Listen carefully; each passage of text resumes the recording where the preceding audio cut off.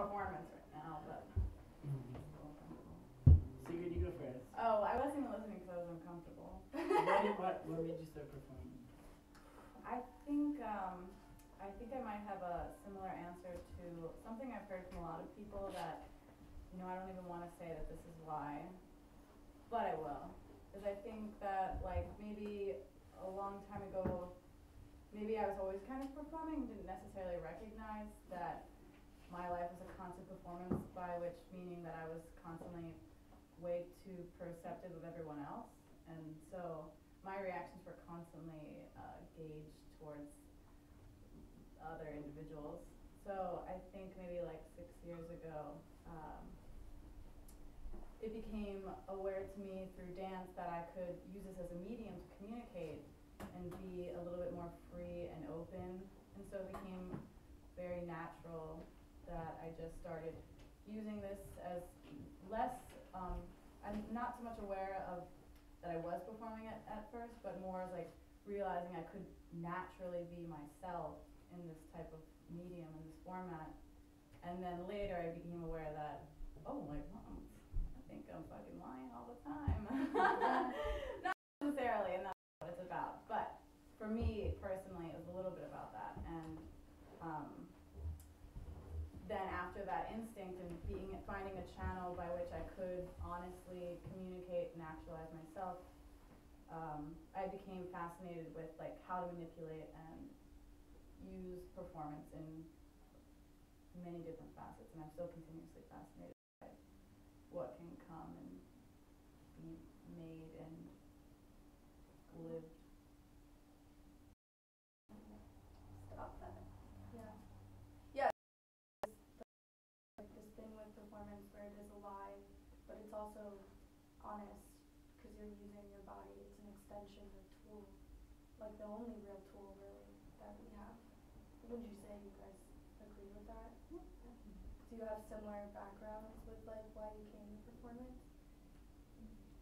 Can you go first? Yeah, sure. I used to live in this DIY venue at the corner over here, and we would do yoga on the roof. And I was like, yo, I could have some like yoga narratives.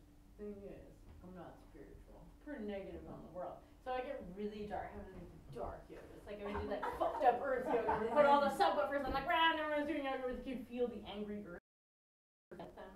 And there's all these different like just like fucked up, and you look up at the sky that doesn't care about you. So and the thing is that I only was able to learn by doing that was that I'm actually like super fucking posy. And I have such love for people in the world, and it's super funny that I was like preaching this like, and I was like, no, this is the only way it makes this. There is only darkness in the world, and then this is like by admitting that and like living that, I was able to recognize that actually I'm like so water. Especially like around this time of year, I'm like, what? That's funny because the first thing I ever knew about you was when you wrote horoscopes for show paper. Mm-hmm. Whoa, that was you? Oh yeah, the whole time. Oh. And I was like, these horoscopes are the best I've ever seen. I'm like, oh yeah, I love it. And that's how and you kind of do this, it's like poetry, Yeah, writing.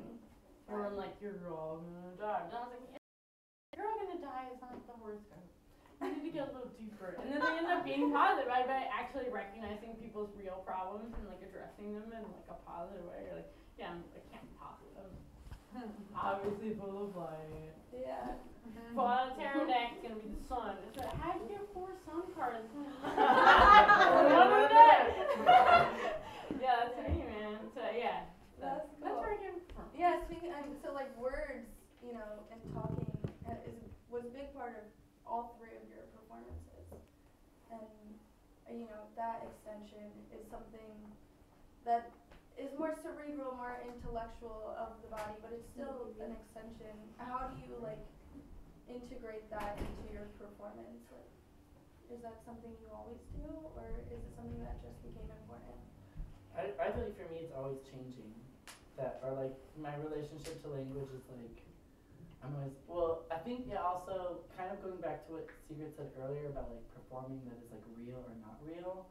I think I've always kind of felt the same way about like when you are performing, you're actually being like a more like realistic version of yourself, like uncensored or unedited version, or that can be it. But then also that I was gonna say something about language. That it was I think that I had this like really weird moment in my childhood too, where I realized that like by speaking some words or by like singing a song or something like that, like if you like intuit sincerity or authenticity when you're like performing something, it can actually then like become real. Or like if you're, it's like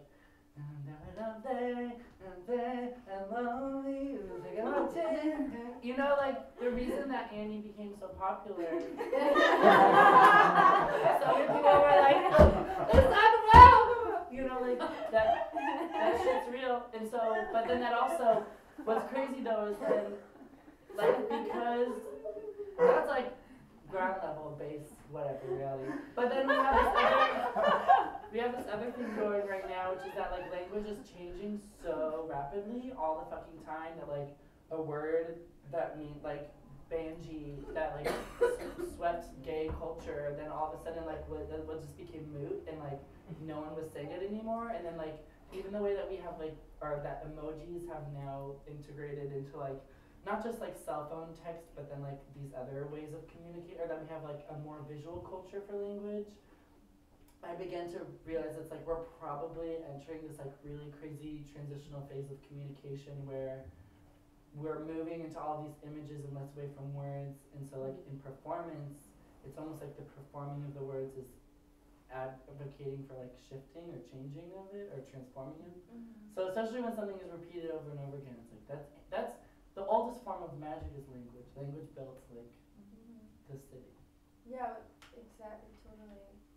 But now, yeah, it's shifting because of, you know, our rapidly growing and changing and evolving internet and technology, and that's so rapid, and so like it's sort of extending past us.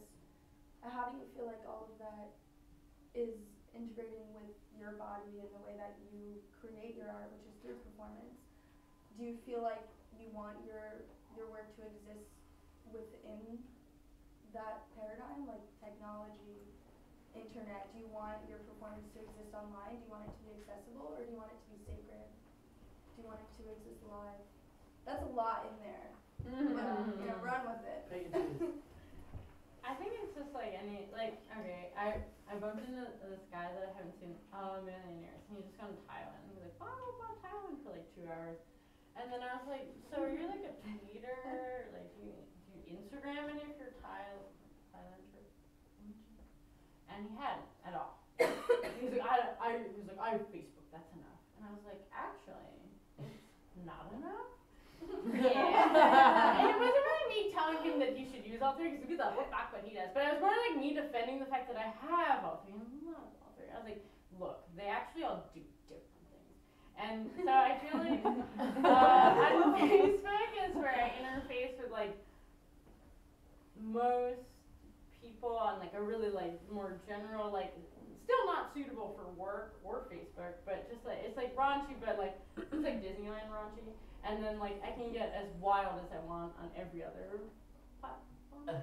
And I think in terms of like my actual like when I perform, I think that they're just different things. Yeah, so actually like all of you have loud Instagram, Twitters, and Facebook, kind of. I don't. Yeah, Yes, you do.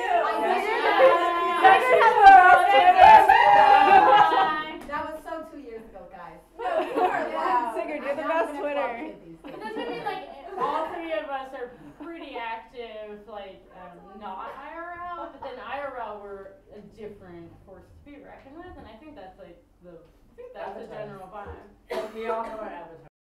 I think I'm become more accepting of like this is something that I'm okay with approaching, in the sense that I think as my self-conception of like being an artist occurred, like I was also like already like Twitter as like yeah, like fuck that dude sucks his dick. I I never did that, by the way.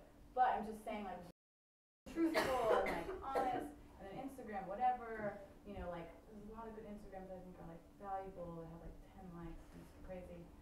But I that like it all is happening like this 2 years privatized, and I'm not, and I feel, especially because like a lot of my performance that I'm interested in, not necessarily, it is attached, I don't know how you perceive me actually, to like who I am, or you know, whatever, like with Flux performance, you know, is a big. So I think just now I'm trying to take how to present content properly online, because it's able to be, which is why I just stole for his notebook. Oh my God. Yes. This thing of like the people who make Kanye, that's our social group for Kanye. Yeah. We have Snake in the some- grass. Nerds. Kanye's on, yeah, Kanye's employees. There's a lot of people, but it's on top of that. Also, one thing to think about are as far as like social media things go, is that I'm really worried about one, perpetual and gradual erasure, because we have entered this like state, Yeah. or like posting. Athletics and aesthetics. Yeah, and that's what it says, like, idea, image, where this, it's gonna just disappear. We're like in the technological dark ages, and this will all just be like, and then metadata that then we like capture and we put into these algorithms to then program a bigger system to like generate these things. So that's one thing, is that we're like, as artists and as like performers, I think it's really important to like keep this like physical world, like a psychic physical world, very activated, and also recognize and acknowledge that as software. That like we all grow up where we develop our own cognitive software, like what our parents teach us, where we go to school, like trauma, good things, joyful moments, like whatever experiences. And it's important to have agency, I think, in like maintaining and advocating for like software building outside of just like, I have a new interface, I'm just gonna let it completely consume me, and another interface. Like we don't, there's this thing with like the FDA has to go through a really insane process to approve foods that are put into the world, but for any technological device or software update, there's nothing. That's interesting, I never thought about that. Spooky. Yeah. Well, it is kind of like your identity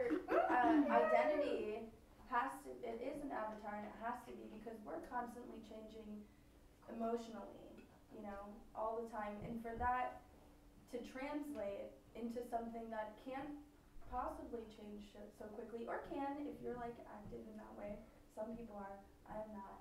But it doesn't always translate. So it's hard to like sort of decipher between the two, like how you want to be perceived and how you perceive. Whereas like when you're performing live, you can sort of like express all of these things, and it becomes this very transcendental experience for not only the performer but the audience as well. And that's an interesting difference between the two.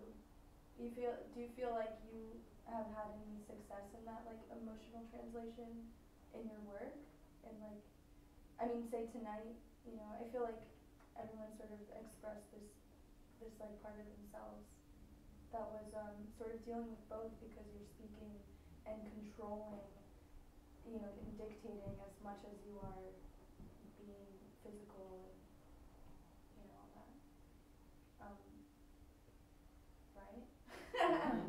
I mean, for me, that dichotomy is all just based in like sort of like seduction, I guess. Like it's like you love, certain people love the internet version of me, and certain people love the real life version of me. So I'm always like trying to meet. I'm trying to like get each of those groups to fall in love with those other versions of me, which is like totally insane when I say it out loud. But it's totally like my like a lot of my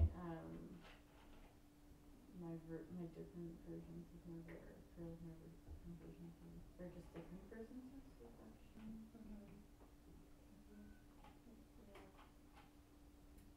I don't know if there was a question in there, maybe. I just want to elaborate. Because it is you know, they're both these different kinds of performances that now we're all a part of, you know. But then the choice to do it live is like a very different choice. And I kind of want to, okay, what are you gonna say?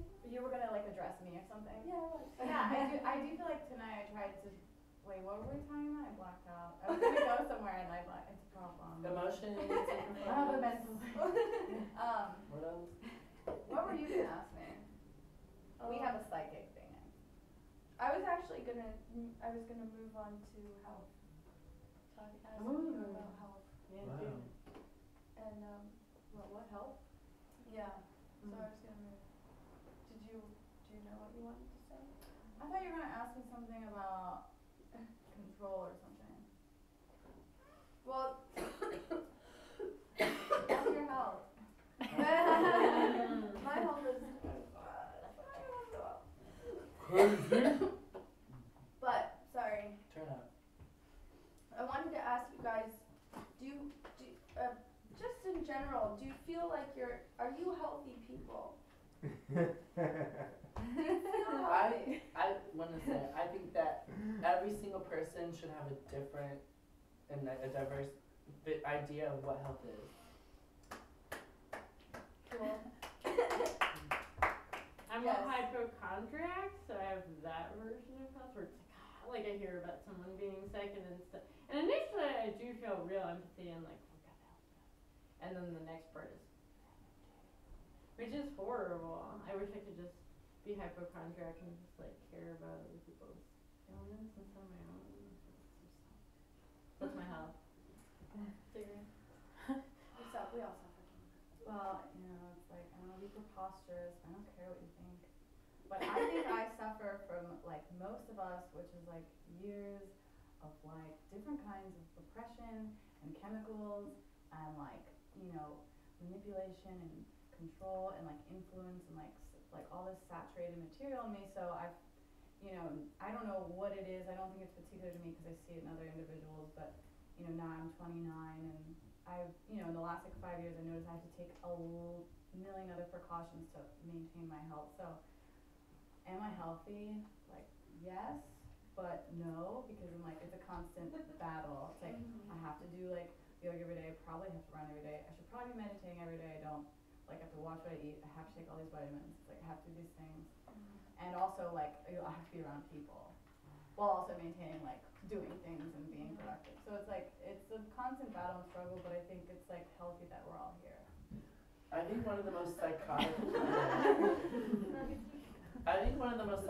things a person could do is live in a urban metropolitan environment and like work towards like good health.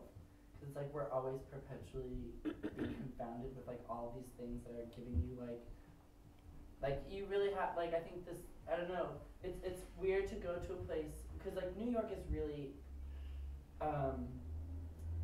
paced in a way where self-care and care for others is like not encouraged or like it's not in a capital you know empirical state. It's like there's no room for like oh well we need to make sure like I want to take care of you and I want to take care of myself. Like that doesn't intuitively happen in a place where it's like we gotta make, we gotta become, we gotta like what's hot, what's good. So I feel like so much for me in my practice, it's like if it's not improving my health, I don't really have. I'm like, oh well, if my heart doesn't do that to some degree, I'm wasting my time. Or like, and also for other people too, being like, what can I do under like art or like just get like, not a disguise, but like I don't know. We're also like, what if it's like we're all artists where it's like really dumb. Like there's like incredibly like a boom of artists, and then there's probably going to be something in the future where like there aren't as many. All the artists become something else. But it's like I think that this is a great opportunity for everyone to like start rethinking about what an art practice would entail, where it is totally immaterial or about relationships or communities and be like, what's my art practice? Oh, I have like a family that I hang out with. Or like, what's your art practice? I cook. And that I'm an artist. Yeah. Or like, and thinking, I don't know, it's like if art making is like increasing in intention into a medium, you can just be like any medium. Or you can be like, I do taxes, that's what I Well, yeah, for particularly though, I'd say for you, Colin and Sigrid and myself, our practice is often in the realm of dance, and so I often feel like my practice is doing yoga. It is going to the gym. It's just as important as like being in my studio as anything else. And so I sort of wanted to like hear about, you know, if that's something you feel pressure by, but or if it's just something that you feel is necessary for what you do. do. Do you want to go first? Well, I don't know, I really like the quote that Colin just said about establishing identity in our practice in a more communal way, because sometimes I lose sight of that, I think, especially when trying to create work, and then I'm like, get real hard, like, no, it needs to fucking be like this, it needs to represent me, people need to see this, they're not gonna see this fucking me being like this, they're gonna see like you, like, you know, it's like, so I lose sometimes sight of what you were just presenting. Well, we all do. Yeah, but, what was the question? Well, right now, I think there's this thing that's happening in the media and in marketing, the fashion industry, with products in general, that is like, what is that? It's There's the a dollar click in the store. floor. Oh. Oh yeah, when you close. Yeah, Oh. it's like a security. Sorry. Every Speaking day. of which, Big Brother being like, you know, you have to be healthy. Like you have to like buy this. Isn't it more you should Well, look good than it's look more- healthy? yeah, It's more like, like you have to look a We type still of have a way. fucked up ideas, like, But with it like is media selling. is what healthy is. It's It's selling health. health instead of like encouraging it. It's like, make sure you buy this so you can be healthy. I mean, I'm guilty of falling. Yeah, me too. I want an expensive water bottle. I want one. Mm-hmm. For like $35. I You can want do one. anything. Look at like monks, like like barely, they have like, you know, minimalist everything, and they have these like resistance techniques for building strength and muscles that don't actually do it, you know. Health is, They just want to be sexy like everybody else. they just want to be sexy, monks just want to be sexy. Ask We anyone. all want to be sexy. I mean, I'm looking for one good outfit. Yeah, me I too. feel like when you take an oath of silence, like you need to like. I like to choose one outfit and wear from that. And that's also health, because then you don't have to freak out every day. Do laundry. That too. Oh, I'm sorry for dying. Speaking of health. Cool. Do you guys have any last words? Goodbye. Oh, questions. Oh my They God. have- No, I want to open it up to people asking questions, but I just wanted to see if you guys had anything else to say. Oh, that's funny, sorry. Cool. Do any of you have any questions? If you want to, like, you know, raise your hand, I'll, like, be like, yeah. Or you can just talk. You have a question? Not yet. I have like a rambling thought that like ignited what Elena was talking about, like going from the darkness like into the inevitable light, and then like the name of the show being like the future. It's like technological and emotional. I just kind of visualize like the extremes growing, so the significance of like the virtual and the physical almost heightens the physical. Initially, it's like, you know, when all there was performance, the idea of like disembodying that or seeing it through multiple channels is super exciting. Now we're saturated, so it's like becoming just as exciting to go back into the body, and artists are always the first one to get excited about like what's happening over there, you know, what's happening over there, and it was kind of like, I'm just kind of rambling, but in Elena, what she said, I was like, oh, it's kind of like the only way out is through, like trying the technology, like going through all these channels. And like going through the darkness, like getting to the light, kind of like the scale shift of all that stuff. I feel like I'm not, you know, I feel like I'm in the circus of recognizing like how to accept some types of emotionality through technology, because a lot of times I just see it as like a foe and like a performative thing that I don't necessarily like, you know, don't feel. I feel like sometimes there is definitely like, you know, particular tones, and I don't know if it's, you know, like my standards or my like habits of understanding or something, but I feel like I'm a little bit in some type of darkness in terms of receiving and accepting, and I think that also obviously some of it isn't. I don't even know where I'm going with this statement. I'm just kind of addressing that I'm understanding. Yeah, and it's like you probably trust that while you're in that darkness, it's essential to getting you to, you know, they kind of like. Well, because there's so much distrust also, like, so with the same distrust that I can obviously see from like a type of corporation, which is more obvious, there like are some individuals where it's, or you know, where it's like, like actually your emotions, they're not valid to me, and I feel bad about that, and I've sometimes been able to release that in some types of way, and also try to understand like the different levels between those things.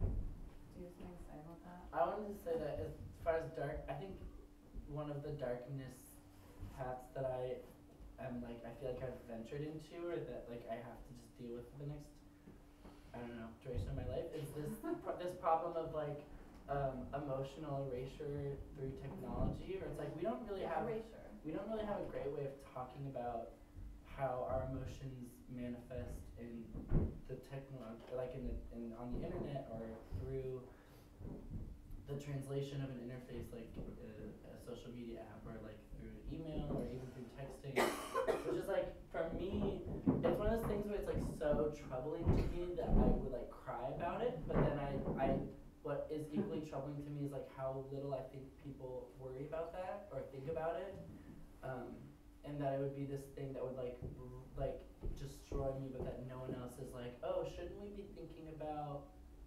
how we like can't emote the same way, or like express ourselves through these like channels, and then hopefully trying to then find a way of performance to like, I don't know. No.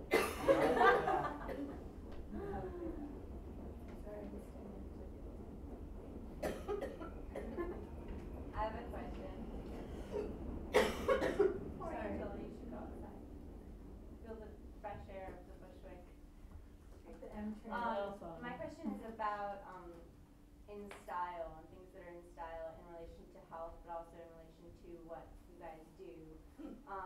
Because I feel like regarding health fads and stuff, we learn that coffee is good, we learn that chocolate's good, we learn that this going upside down for 10 hours is good, we learn that this is better, you know what I mean? And along the same level, on a visual level, and a movement level, and a poetic level, or a stylistic level, I feel like fads are constantly growing and changing, and they're also changing the way we see our own artwork as well, and ourselves.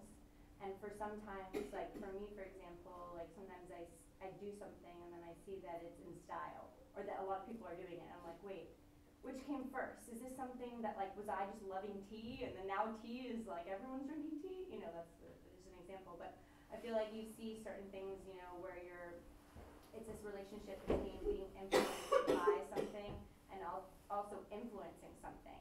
And sometimes it can be inspirational in the sense where you feel like it keeps you going and you're like, okay, we're all on the same team. And then other times it can be immobilizing because you're like, they already did it, they're doing it, you know, I'm doing it, you know what I mean? It's been done. So I would love to hear your guys' perspectives on that, relating to like when things kind of become in style, when they, not necessarily even mainstream, but when you just kind of see people doing what you've been doing or what you want to be doing, you know. I mean, that's like really, today was a lot about that. Oh, okay. Already. Oh. Yeah. I want to say something about that in relation to like how like rage came about, because it's like I'll be right back. I have like strong feelings about co-authorship, and I don't know, I guess that some people would say that there's like the collective psychic activity that just happens, that we don't own our ideas, and that in the way that like corporations can really easily quickly pick up through metadata like the things that we do aesthetically or socially, that somewhat it mimics this also like other thing of just like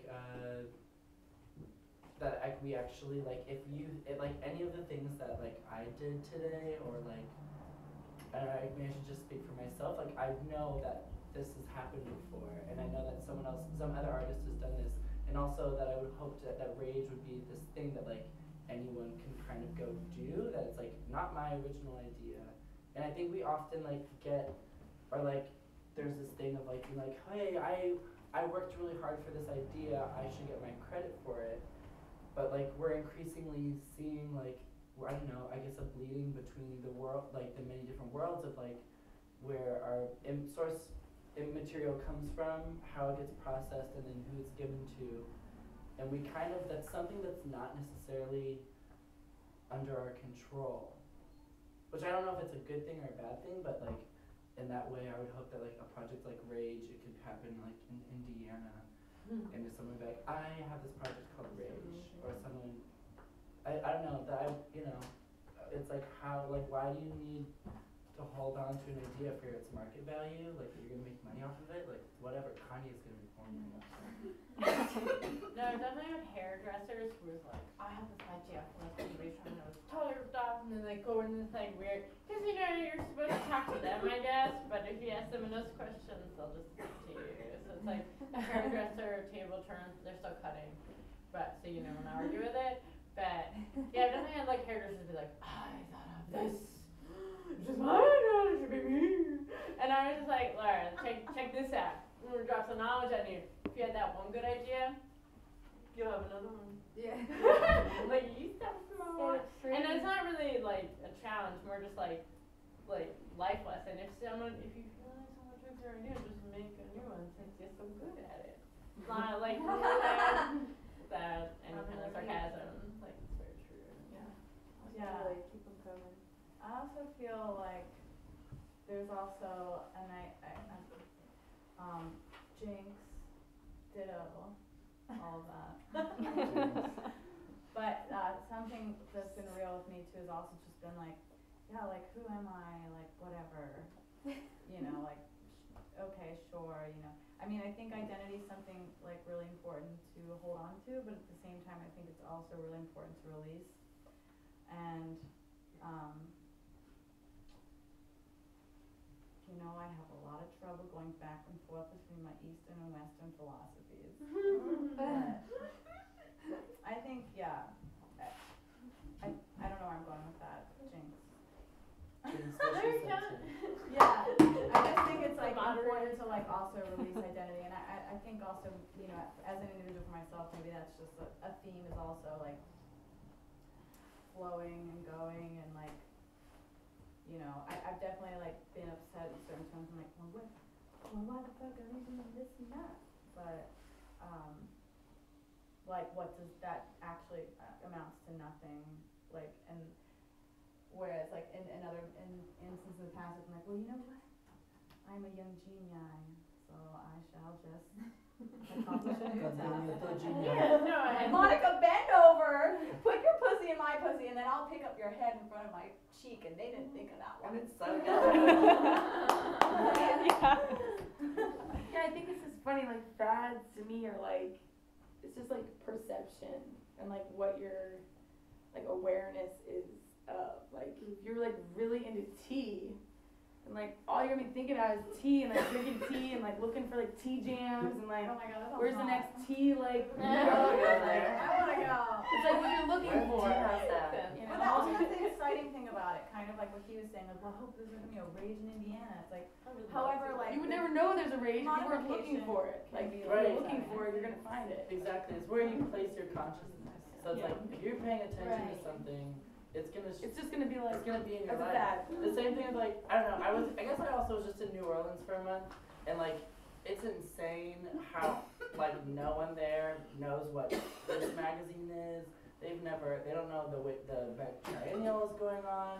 They couldn't name 5 people who like, I don't know, like you go to these other places in America and then you realize like, oh, there's like these really insular things that are happening The New York the Kool-Aid.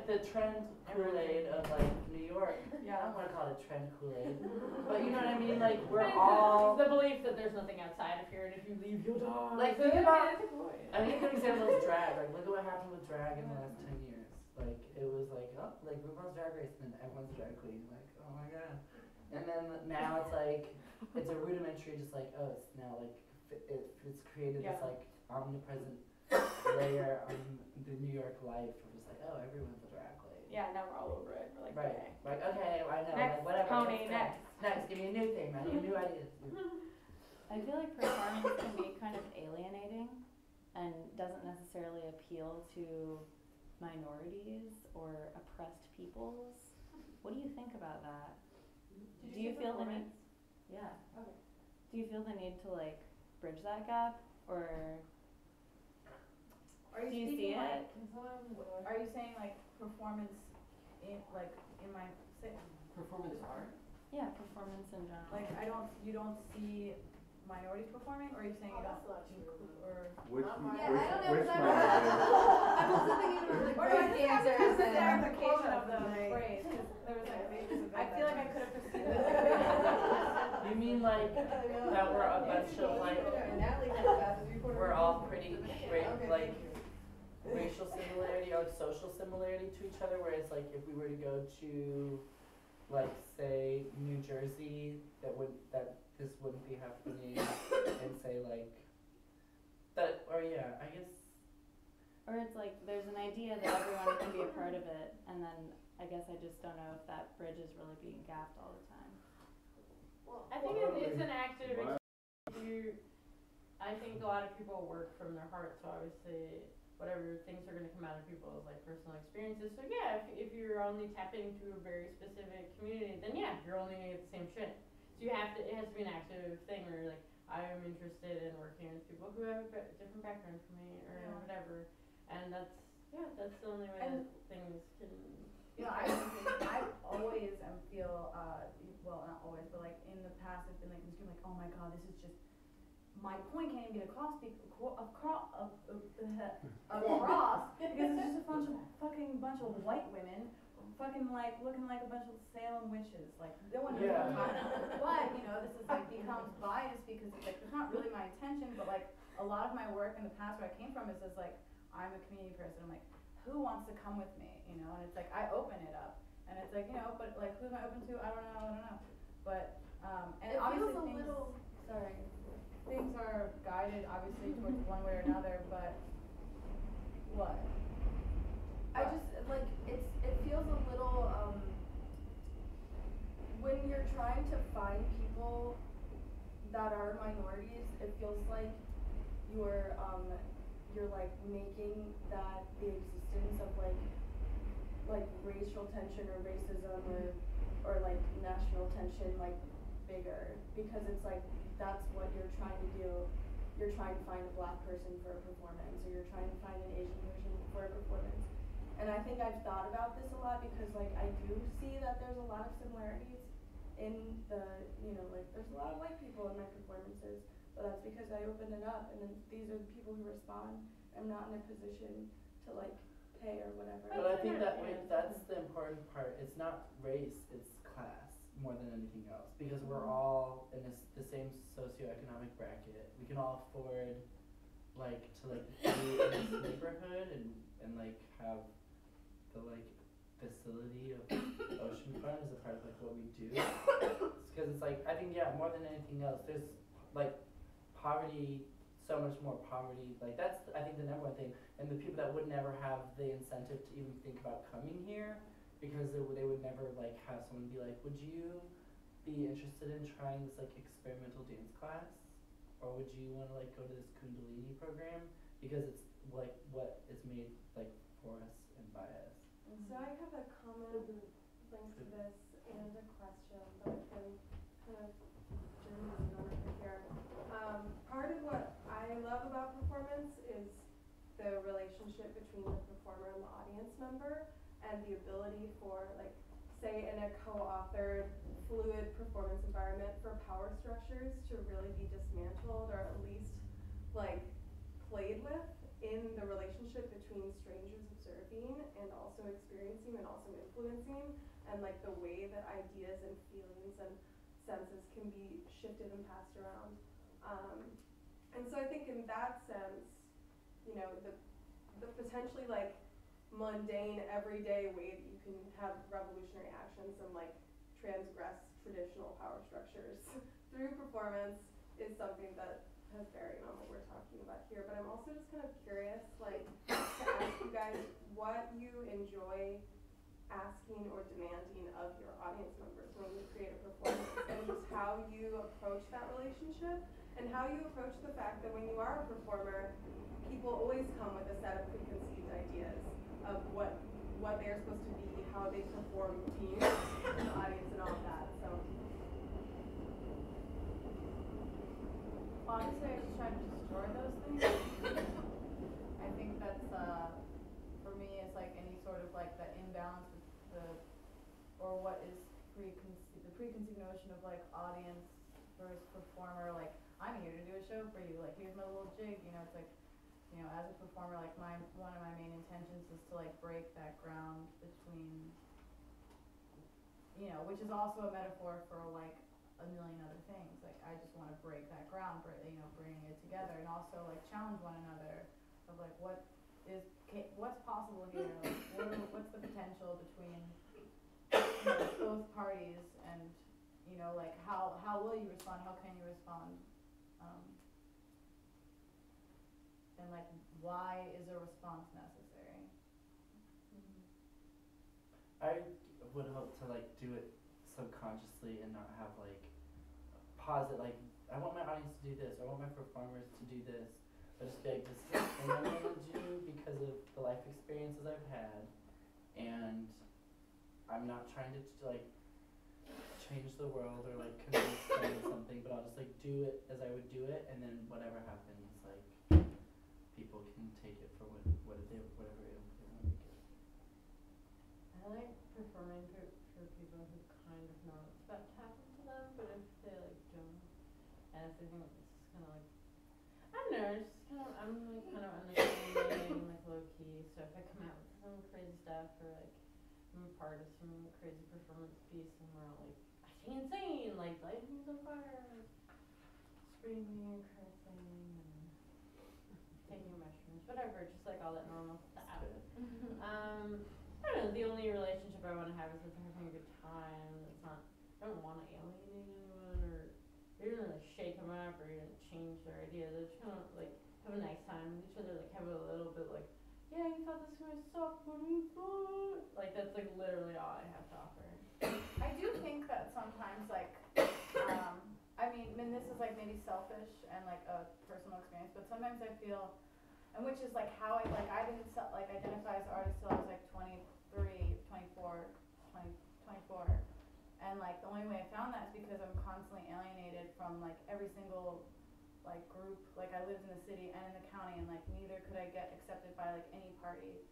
So like I kind of like alienation because I think it's an opportunity, in the sense that like it's chance, you know. It's like this is your chance to actually like speak up or maybe open up. And like, right, I'm like, obviously in performance I'm not trying to challenge, you know, someone who's like standing in the corner who's like not ready for that. But if I, you know, especially someone who's posturing, you know, that's exciting, because it's like, oh, this is someone who very much seems like in place. Like, let's like go, let's like, you know, like crack them open, like, you know, just, not that posturing is wrong, because I think posturing is beautiful, but anyways, just in terms of alienation, I just think also like it can be a really amazing opportunity, and everyone should come to my Tuesday night classes called Ignorant Gravity. There's not much alienation, but there's a lot of opportunity to feel yourself.